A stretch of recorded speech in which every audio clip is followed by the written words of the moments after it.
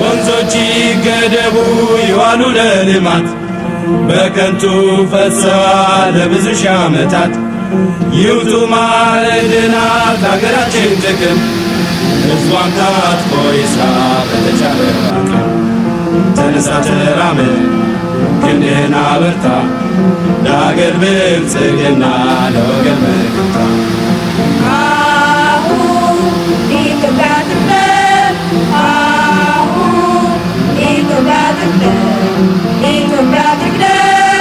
አሸብርቃ ታይታ በተፈጥሮ ሀብት ተብላ እንዳልነበር የአፍሪካ እመቤት ብለው እንዳልጠራት የዳቦ ቅርጫት እንዴት እናታችን ትባል ራባት። ተነሳ ተራመድ ክንድህን አበርታ ለአገር ብልጽግና ለወገን መከታ።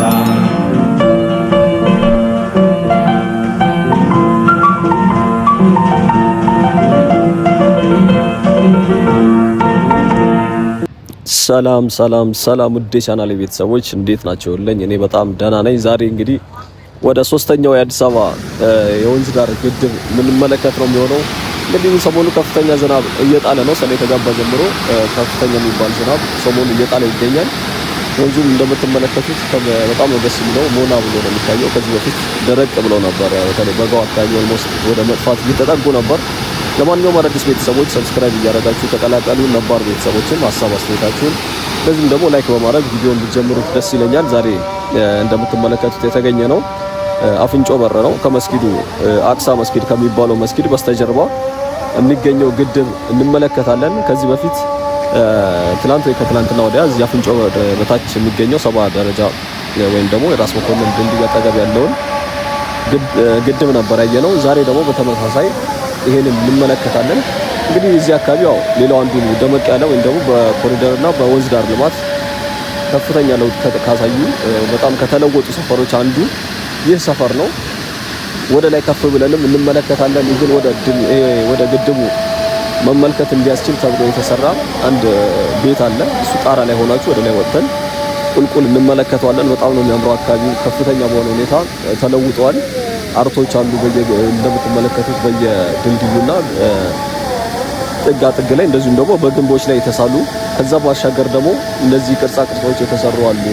እንደምታዩት የሳይክልም የእግረኛ መንገድም አለ። ከዛ ባሻገር ደግሞ ያው እዚህ አካባቢ ሌላው ትልቅ እንትን አለ፣ ታሪካዊ ፓርክ ይገኛል። የዚህ የኢትዮ ኮሪያ ወዳጅነት ፓርክ።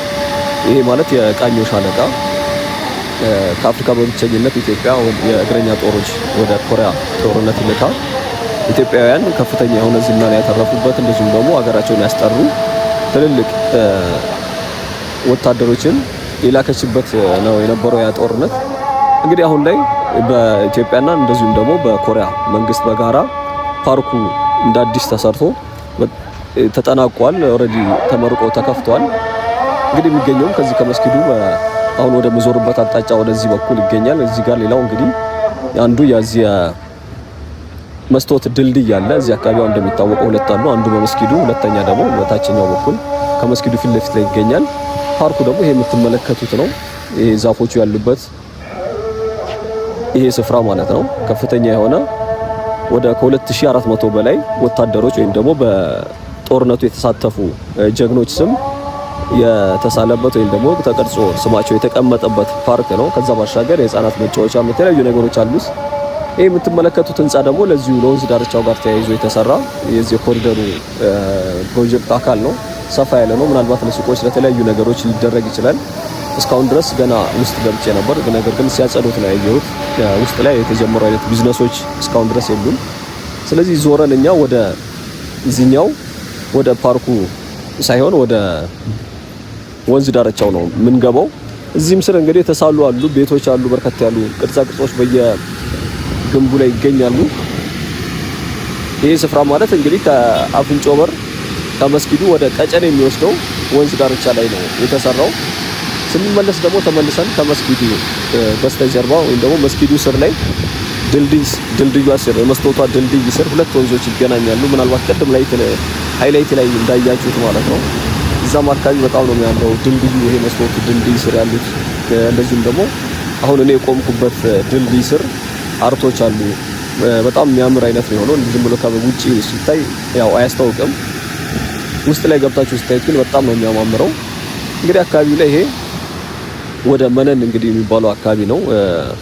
እንግዲህ ከአፍንጮ በር ተነስታችሁ በቀጥታ ወደ ቀጨኔ የመቀጠያ ወንዝን ተከትሎ የሚመጣው ፕሮጀክት ነው። እንግዲህ ከዚህ አልፎ ቀጨኔ አለ። ከቀጨኔ ወደ ላይ ወጣችሁ ደግሞ እንግዲህ የእንጦጦ ፕሮጀክቶች አሉ እዛ ጫካው ስር የተሰሩት። ከዚህ በፊት ቆይተናል። በርግጥ ኮመንት ላይም ጠይቃችሁኝ ነበር ግን አልቻልኩም አሳየን የሚል። በተለይ ባለፈው ከተመረቀ በኋላ ለዶክተር አብይም ጨምሮ ትልልቅ ባለስልጣኖች ሌሎች ባለስልጣናቶችም እንደመረቁት ይታወቃል። ያ ፕሮጀክት እዛ ስር ኢትዮጵያ አዲስ አበባ ላይ ያው የእርሻ ምርምር አይነት ነገርም አለ። እነዛ ነጫጮቹ ቤቶች ያሉበት ለዚህም ደግሞ ሃይክ ለሚያረጉ ሰዎች ተብሎ የተሰራ ማረፊያ ቦታዎች አሉ። ከዛ ባሻገር ደግሞ ስቴዲየም አለ። የአርቲስቶች የአርቲስቶችም በእርግጥ መቀጠያ ላይ ያለ አርቲስቶች የመምህራን ተብሎ የተከፋፈለ የመቀጠያ ወንዝ ዳይል ደግሞ በተለያዩ ባለሙያዎች የተሰየሙ ስፍራዎች አሉ። እንግዲህ ወደዛ እኛ ዛሬ እዛ ድረስ አንደርስም፣ ያው ሩቅ ስለሆነ ማለት ነው። በአንድ ቪዲዮም ሊሸፈን የሚችል አይደለም። ምናልባት 3-4 ቪዲዮዎች ያስፈልጉታል። እንግዲህ የሚጀምረው የዚህ እስከ ዛሬ እኛ በተደጋጋሚ ስናየው የነበረው እስከ ፒኮክ አትላስ የሚደርሰው የወንዝ ዳርቻ ፕሮጀክት ከዛ ከእንጦጦ ተነስቶ እዚህ ጋር ከደረሰ በኋላ መቼለት ወዳየነው አፍንጮ በር 70 ደረጃ ፒያሳ እንዲህ እያለ በጊዮን አድርጎ እዛን ፒኮክ እንደሚደርስ ይታወቃል። እነዚህ ወንዞች እንግዲህ እኛ አሁን ዛሬ እያየነው ያለነው ከዚህ ከአፍንጮ በር ወደ ቀጨኔ የሚወስደው መስመር ላይ ነን ያለነው። እንግዲህ እዛ የሚሰራው ከፊት ለፊት ህንጻው በኩል ደግሞ በዛኛው በኩል ሌላ አንድ መንገድ አለ። ከጀርባዬም ሌላ መንገድ አለ። አንደኛው ወደ አዲሱ ገበያ የሚወስደው እዚህ በፓርኩ በኩል ያለው ማለት ነው። በዛኛው በኩል ደግሞ በህንጻዎቹ በእነዚህ በምትመለከቷቸው ወደ እሽሮ ሜዳ የሚወስድ መንገድ አለ። 3 መንገዶች አሉት። እንግዲህ አንደኛው ሌላ ደግሞ አራተኛ ወደ 6 ኪሎ የሚወስድ አለ። እንደዚሁም ደግሞ መቼለት ወዳየነው ወደ ፒያሳ የሚያሻግር ኦልሞስት ወደ 5 እንደዚህ አይነት መንገዶች አሉት። ይሄ መስጊዱ አጠገብ ያለው የመስጊዱ አጠገብ መንገድ ማለት ነው። እንግዲህ እኛም ወደዚህ ከፍ ካልን በኋላ የተወሰነ ዞር ብለን እንመለከታለን። በደንብ ከፍ ያለ ወይም ደግሞ ከፍተኛ መጠን ያለው ዝናብ ነው የዘነበው። እንግዲህ ወቅቱም እንደምትመለከቱት ያው ገና እንዳባራ ነው ዝናብ። ከዛ ባሻገር እንግዲህ በዚህ ጋር እንገባለን። ነገር ግን ያው የተወሰነ ያስወጡኛል ከገባው በኋላ። እስኪ የተወሰነ ያክል ድረስ ግን ውስጡ ምን እንደሚመስል አሳያችኋለሁኝ። ጠጋ ብለንም እንመለከተዋለን።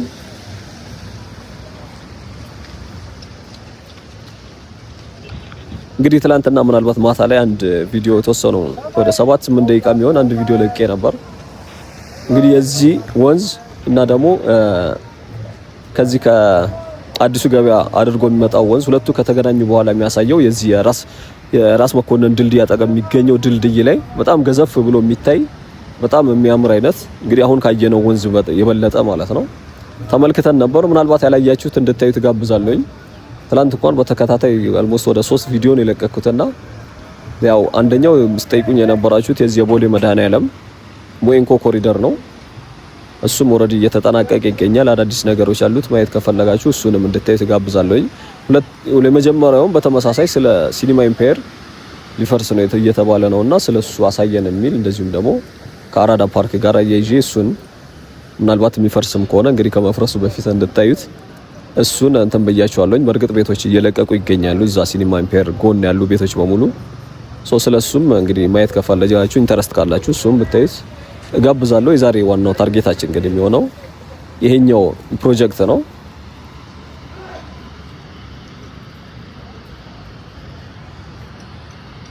እንግዲህ ወንዞች ይገደቡ ከሚለው መዝሙር ተጀምረናል። ዛሬ ኢትዮጵያ ትቅደም ከተሰኘው የደርግ በጣም ታሪካዊ እንደዚሁም ደግሞ በጣም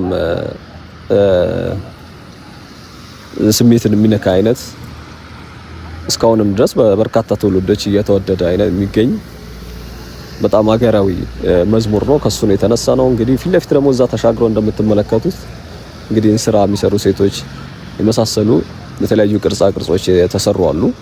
በዚህኛው በኩል ደግሞ አሁን እየሄድኩ ባለሁበት የወንዙ ግድግዳዎች ላይ በዛ በኩል ተሻግሬ ያሳያቸዋለሁ። የሆነ ኢትዮጵያዊነት ተች ያላቸው እንደ እንስራ ምናምን የመሳሰሉ አይነት እንደ መሶብ የተሳሉ ስዕሎች ይገኛሉ። እንግዲህ አካባቢው ከዚህ ከወንዙ ጋር ልማት ጋር ተያይዞ ሌሎች ቤቶችም እንደዚህ እየታደሱ ወይም ደግሞ እንደ አዲስ ሱቆች የተከፈቱ አሉ። ይሄ መንገድ ከተሰራ ይሄ ወንዝ ዳርቻ ከተሰራ በኋላ በተለይ እየተሰራ ያለ መጀመር በፊት በጣም ቆይቷል። በርግጥ ተመልክተነው ነበር። ምናልባት እኔም በደንብ አላስተውሰውም፣ ግን አንዴ ሰርቻለሁ እንደ በዲቴል ማለት ነው። አዳዲስ ደግሞ ሰብስክራይብ እያደረጋችሁ በተለይ የምትቀላቀሉን በዚህ ብዛት ቤተሰቦች ስላላችሁ ብዙዎቻችሁ ምናልባት ላትመለከቱ ትችላላችሁ። እንግዲህ ወንዙ ያው ይሄ ነው። እንግዲህ ከቀጨኔ አቅጣጫ አድርጎ የመቀጠያ ወንዝ ማለት ነው። እንግዲህ እንደዚህ በጣም በደንብ እያጓራ ነው የሚገኘው።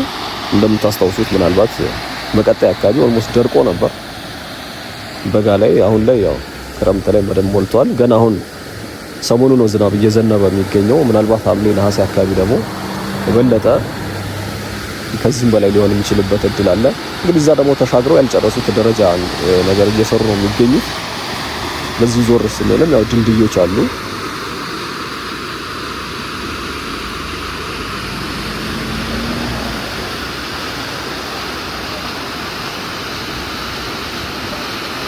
እንግዲህ ፓርኩ የዚህ የኮሪያ የኢትዮ ኮሪያ ወዳጅነት ፓርክ 3.4 ሄክታር መሬት ላይ ያረፈ ሰፋ ያለ ፓርክ ነው።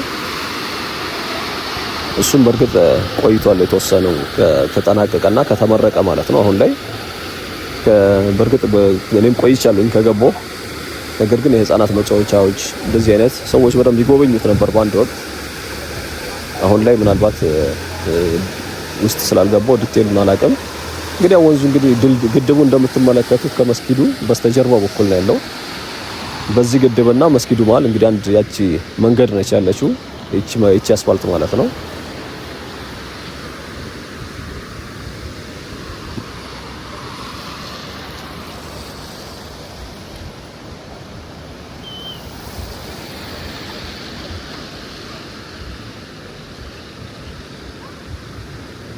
እንግዲህ ከዛ ባሻገር የተሰሩ ማረፊያ ቦታዎች አሉ። የጋራ የሆኑ የህዝብ ቦታዎች ይገኛሉ። አንዳንድ ላንድ ማርኮችም አሉ።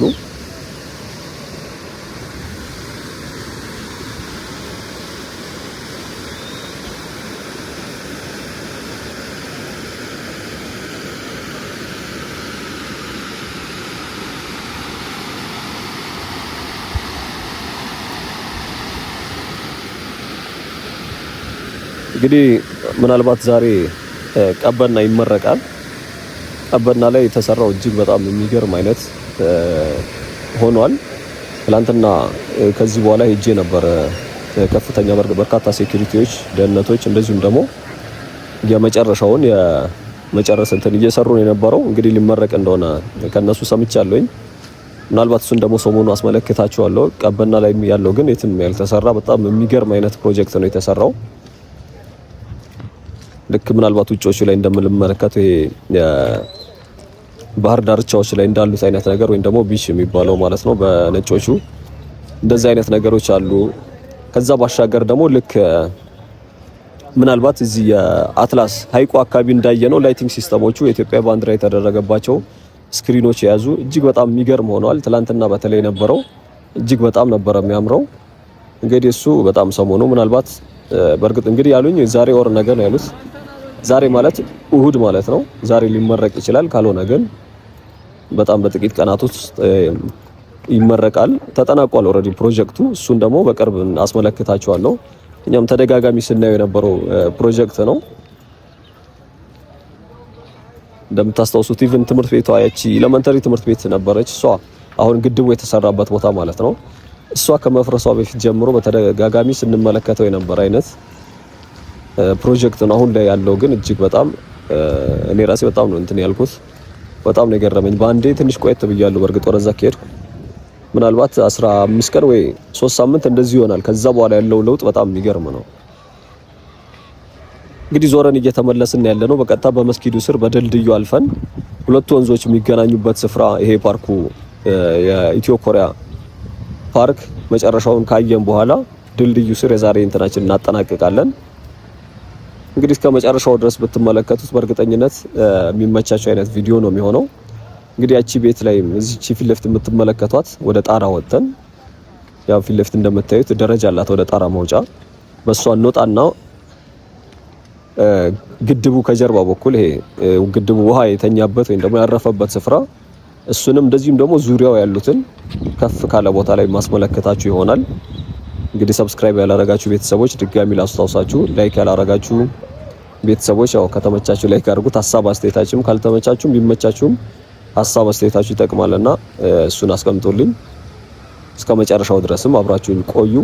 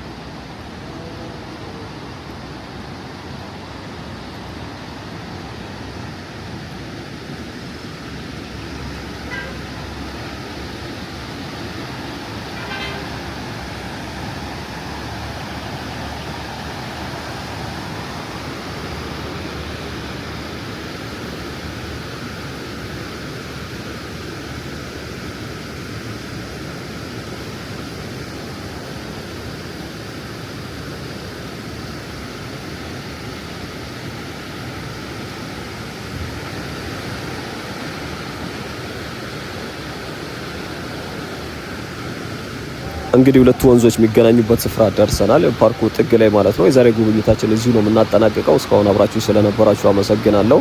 ቻው፣ መልካም ጊዜ።